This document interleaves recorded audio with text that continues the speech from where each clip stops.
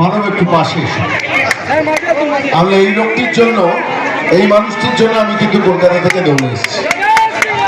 শুধু একটা কথা আপনাদের দিতে হবে, বিধানসভায় মানবকে পাঠাবেন।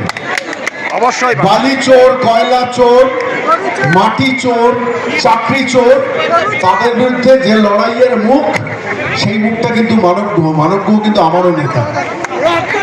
সুতরাং মেমারির নেতা হতে হবে। এবং আমি আপনাদের কাছে একটা অ্যাসুরেন্স মানবের হয়ে দিয়ে যেতে চাই। আমি শুধু কলকাতা থেকে এসেছি, মানবকে অনেকদিন ধরে চিনি। অত্যন্ত কৃতি একজন সাংবাদিক শুধু নয়, খুব ভালো মানুষ, পরিশ্রমী মানুষ। এরকম মানুষকে দরকার। শুধু চুরির দিকে মন দেবে এরকম রাজনৈতিক নেতা দরকার নেই। যেটা দরকার, মানুষের সুখে দুঃখে যন্ত্রণায় কাজ করবে। এবং মানব অবশ্যই আপনাদের ভূমিপুত্র। আমরা একটু বন্ধুত্ব হারাবো, তার কারণ ও তখন বিধায়ক হয়ে মনোযোগ দেবে। আমি শুধু আপনাদের মাটি থেকে মানবকে নির্বাচিত করতে হবে। মানব যদি কাজ না করে, আমার ফোন নাম্বারটাও রেখে দেবেন। আমার ফোন নাম্বারটা মানবের কাছ থেকে রেখে দেবেন। আমি মানবকে ধমকাবো, চমকাবো। যদিও মানুষের অধিকারগুলো চুরি হচ্ছে, লাজ লজ্জা বলে কোনো বোধ নেই। তিনতলা চারতলা বার মালিক চালানোর লোকজনও বিধানসভায় টিকিট পাচ্ছে। বুঝতে পারছেন? আমি নতুন করে কিছু বলছি, আমি বলছি ইশারাই কাফিয়া। যত গরু, কয়লা, বালি, পাথর, চাকরির চোর, সমস্ত চোরেদের নমিনেশন দেন এবং তারপর যখন তারা নির্বাচিত হন, তাদের দিয়ে আপনাদের ঘরের ছেলেমেয়েদের চাকরিগুলোকে চুরি করেন। আচ্ছা বলুন তো, আপনাদের ঘরের ছেলেমেয়েরা তো পড়াশোনা করে, যেমন কৃষিজীবী মানুষ আছে, তেমনি বহু ছেলে মেয়ে পড়াশোনা করে দিনের শেষে একটা প্রাইমারি স্কুলের টিচারের চাকরি চায়, একটা শিল্প শ্রমিক হতে চায়, একটা সিঙ্গুর থেকে টাটাকে তাড়ানোর পর ভাবতেন না মমতা বন্দ্যোপাধ্যায় এই রাজ্যে একটা বড় শিল্প করতে? এই রাজ্যের অসংখ্য ছেলে মেয়ে যারা চাকরির জন্য বাংলার বাইরে যায়, সংখ্যাটা কত? 65 লক্ষ। সংখ্যাটা বোধহয় আরো বেড়েছে। জেনে রাখবেন, মমতা বন্দ্যোপাধ্যায়, অভিষেক বন্দ্যোপাধ্যায়ের রাজত্ব থাকলে আরো আপনাদের ঘরের ছেলে মেয়েকে, বৃদ্ধ বাবা মাকে ছেলে মেয়েদের ছেড়ে দিতে হবে বাংলার বাইরে চাকরি করতে যাওয়ার জন্য। আর তারপর তাদের জন্য অপেক্ষায় আপনাদের দিনযাপন করতে হবে। কেন? আপনার ঘরের ছেলে ঘরে থাকবে না কেন? ঘরে মেয়ে ঘরে থাকবে না কেন? কেন চাকরি আসবে না? কেন শিল্প আসবে না? কেন ব্যবসা আসবে না? 15 বছর ধরে একটা বড় কারখানা তৈরি করতে পেরেছেন? যারা তৃণমূল কংগ্রেস করেন তাদের জিজ্ঞেস করে দেখুন। বিশ্বাস করে না পশ্চিমবঙ্গকে, আর এই অবিশ্বাসের সরকারটা তৈরি করেছে তৃণমূল কংগ্রেস। আমি খুব দায়িত্ব নিয়ে বলছি, সারা পশ্চিমবঙ্গে এবার তৃণমূল উড়ে যাচ্ছে, উড়ে যাচ্ছে, উড়ে যাচ্ছে। নন্দীগ্রামে 1956 ভোটে মমতা বন্দ্যোপাধ্যায় হেরেছেন না? আমি গতকাল ভবানীপুরে ছিলাম। ভবানীপুরে বহু মানুষের সঙ্গে গত 1 মাস ধরে কথা বলেছি। ভবানীপুরেও মমতা বন্দ্যোপাধ্যায় হাঁটতে চলেছেন। ভবানীপুর থেকে ওই শুভেন্দু অধিকারী পরবর্তী নেতা হিসেবে বেরিয়ে আসছেন, বিধায়ক হিসেবে নির্বাচিত হচ্ছেন এবং তার সঙ্গে মানব গুহর মতো ছেলেকে দরকার বিধানসভায়। কিছু করে না আপনাদের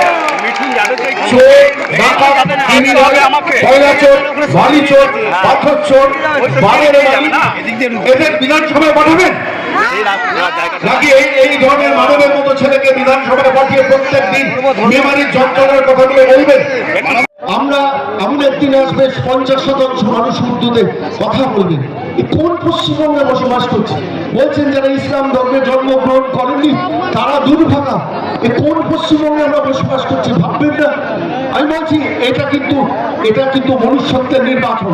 এই নির্বাচনটাকে যদি ঘুরে না দাঁড়ান, এমন একদিন আসবে যেদিন হয়তো দেখবেন এই পশ্চিমবঙ্গ ছেলে অন্য রাজ্যে আপনাকে চলে যেতে হবে, যেভাবে আপনাদের ছেলেমেয়েরা চাকরি খোঁজে বাংলার বাইরে যায়। ভাবতে হবে বাঙালিকে। পাশের রাজ্য পূর্ববঙ্গ, সেখানে যখন চিন্ময় প্রভুকে জেলে পচিয়ে মারার চেষ্টা করে মোহাম্মদ ইউনূসের সরকার, তখন এ রাজ্যের মুখ্যমন্ত্রী মমতা বন্দ্যোপাধ্যায়, অভিষেক বন্দ্যোপাধ্যায় একটি শব্দ উচ্চারণ করেছেন? করেননি। কেন করেননি? কিসের জন্য করেননি? মোহাম্মদ ইউনূস যখন আনসারুল্লাহ বাংলা, যিনি একাধিক হিন্দুকে ওই পূর্ববঙ্গের মাটিতে হত্যা করেছেন, সেই আনসারুল্লাহ বাংলাকে যখন মুক্তি দিলেন, আনসারুল্লাহ বাংলা বললেন, মমতা দিদি আপনি ভারতবর্ষ থেকে বেরিয়ে আসুন, ভারতবর্ষ থেকে বেরিয়ে আসুন, নরেন্দ্র মোদীর ভারতবর্ষ থেকে বেরিয়ে আসুন।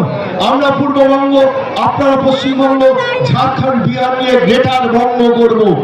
মমতা বন্দ্যোপাধ্যায় প্রতিবাদ করেছিলেন, অভিষেক বন্দ্যোপাধ্যায় প্রতিবাদ করেছেন, আজকে তৃণমূলের যারা পাড়ায় পাড়ায় ভোট চাইতে পেরেছেন কারুর মুখে প্রতিবাদ দেখেছেন? দেখেননি, খুশি হয়েছে। এই খুশির দিনটা কিন্তু ভাঙতে হবে। প্রত্যেক ধর্মাবলম্বী মানুষ কাঁধে কাঁধ দিয়ে মানুষ বাঁচবে, কিন্তু একটি নির্দিষ্ট ধর্মকে তোষণ করে তুষ্টিকরণ করে গরিব মানুষকে শুধু ভাতা দিয়ে কিনে কেন একটা সরকার চলবে? কিসের জন্য চলবে আপনারা ভাববেন না? কেন আপনারা আয়ুষ্মান ভারত কার্ডটা পাবেন না বলুন তো? আমি বলছি আপনাদের কাছে, আয়ুষ্মান ভারত কার্ডটা কি আপনারা জানেন? মানেটা বোঝেন?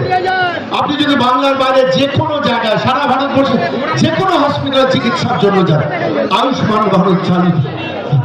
আপনি যে স্বাস্থ্যসাথী কার্ডটা পান, এই রাজ্যের প্রাইভেট হসপিটালগুলোতে স্বাস্থ্যসাথী সব জায়গায় চলে না। আমি জানি এমন অনেক নার্সিংহোম হসপিটালের কথা বলবো যার 35,000 টাকা একটা অপারেশনের খরচ, 7,000 টাকা রাজ্য সরকার দেয়, বাকি টাকাটা 25,000 27,000 মানুষের পকেট কেটে নেয়। আচ্ছা, আজকে যদি পশ্চিমবঙ্গে একটা আয়ুষ্মান ভারত হতো, লাভটা কি? চট করে নার্সিংহোম হসপিটালগুলো কিন্তু আপনার আয়ুষ্মান ভারতের ভিত্তিতে আপনাকে চিকিৎসা করাতে পারত। আপনি পুরীতে বেড়াতে গেছেন, অসুস্থ হয়েছে, বা আপনি দক্ষিণ ভারতে গেছেন চিকিৎসা করাতে, আয়ুষ্মান ভারত পাবেন। সারা ভারতবর্ষের সমস্ত রাজ্যগুলো যদি আয়ুষ্মান ভারত করে, পশ্চিমবঙ্গ কেন করবে না? পশ্চিমবঙ্গ কেন করবে না বলুন? আপনারা বুকে হাত দিয়ে বলুন, কোন অপরাধ করেছেন? নিজের কন্যাকে নির্বাচিত করেছেন, সেটাই একমাত্র অপরাধ। 1,500 টাকা ভাতা পাচ্ছেন, তাকে ভোট দিয়েছেন, সেটাই একমাত্র অপরাধ। সারা ভারতবর্ষের সমস্ত রাজ্য যদি আয়ুষ্মান ভারত কার্ড পায়, আপনি কেন পাবেন না? সারা ভারতবর্ষের মধ্যে সব থেকে বেশি বিদ্যুতের দাম আপনি গুনছেন, জানেন? জানেন কিভাবে বিদ্যুতের দাম করেন? সেই ইতিহাস দীর্ঘ বলে দেবো পরবর্তীকালে। কিন্তু ইলেকট্রিকের বিল সব থেকে বেশি বাংলার মানুষকে গুনতে হয়। কেন? কোন অপরাধ করেছেন? 1,500 টাকা পেয়ে তাকে ভোট দিয়েছেন বলে? কিসের জন্য এই কাণ্ড চলবে বলতো? তেলের দাম, ডিজেল, পেট্রোলের দাম, ডিজেলের দাম এই পশ্চিমবঙ্গে সব থেকে বেশি। এই পশ্চিমবঙ্গে পরিযায়ী 65 লক্ষ বাঙালি বাংলার বাইরে কাজ করতে যাচ্ছে। কোন অপরাধে? ভাবতে হবে মেবাড়ির মানুষকে। একবার বদলে দিন, তামিলনাড়ু যদি বদলাতে পারে, একবার ডিএমকে, একবার এআইডিএমকে। কর্ণাটক যদি বদলাতে পারে, একবার কংগ্রেস, একবার সিপিএম। যদি কেরল বদলাতে পারে, কর্ণাটক যদি বদলাতে পারে, একবার কংগ্রেস, একবার বিজেপি। কেরল যদি বদলাতে পারে, একবার কংগ্রেস, একবার সিপিএম। তাহলে পশ্চিমবঙ্গ বদলাবে না কেন? একবার বদলে দিন। খারাপ হলে মানুষকে বলে, বলো তোমাকে আমি ভোট দেবো না। 5টা বছর দেখুন না, একটা স্থির স্থবির এই রাজত্বে কেন বসবাস করবেন? আলু চাষিরা দাম পাচ্ছেন না, ধান চাষিরা দাম পাচ্ছেন না, গোদামগুলোতে ফোনের দায়িত্ব হয়ে গেছে। আমি জানি হুগলির মাটি থেকে দাঁড়িয়ে 3 টাকা দামও চাষি পাচ্ছেন না আলু। সেই আলু নদী পেরিয়ে 12 টাকায় বিক্রি হচ্ছে আমাদের ওখানে। আমি বানিয়াটির মানুষ, 12,000 টাকা বিক্রি হচ্ছে। কেন? কিসের জন্য? কোন অপরাধে বিক্রি হচ্ছে? 9 টাকা কে খাচ্ছে? তৃণমূল নেতারা খাচ্ছে। এরা এত বড় চোর। আমি বলি তৃণমূল এত বড় চোর, এটা মনে রাখুন যে চুল্লির মধ্যে যখন ঢোকে, বডি যখন দাম হয়ে যায়, নিজের ছাই নিজেরা চুরি করে। এরা এত বড় চোর তৃণমূল যে এদের যদি আপনি মহাকাশযানে পাঠান, স্পেসে পাঠান, সেখানেও বসে বসে নাট বল্টু খুলবে, মেমারি স্ক্র্যাপের বাজারে এসে বিক্রি করবে। এরা এত বড় তৃণমূল, যদি এদের কোনোদিন চাঁদে পাঠান, চাঁদের বালি চুরি করবে, চাঁদের বালিও চুরি করবে। বিশ্বাস করবেন না। কালীঘাটের কাকু অভিষেক বন্দ্যোপাধ্যায়, যিনি এখানে সে সভা টভা করে গিয়েছে, এটা বলুন তো, কাকুকে দিয়ে টাকা তোলাতে কোন রাজ্যে বসবাস করবেন? আপনি তৃণমূলের নেতারা গেলে ভয় ভক্তিতে 1,500 টাকার ছোট অনেকে ভোট দেন, যখন চলে যান তখন বলেন আগে সাইকেল, ভাঙা সাইকেল চালাতো, বিড়ি খেত, এখন স্করপিও গাড়ি চড়ে দেবে। আগে দীঘা পুরী বেড়াতে যেত, এখন হনুলুলু হংকংয়ে বেড়াতে যায়। যাই কিনা বলুন? আর আপনারা গরিবের থেকে গরিব হয়ে 1,500 টাকার জন্য ভোট দেবেন? তার একবার দাঁড়িয়ে দেখুন। আমি বলছি সারা পশ্চিমবঙ্গ বদলাচ্ছে। আপনারা লিখে রাখুন একটা কাগজে, ভবানীপুরে মমতা বন্দ্যোপাধ্যায় হাঁটছে।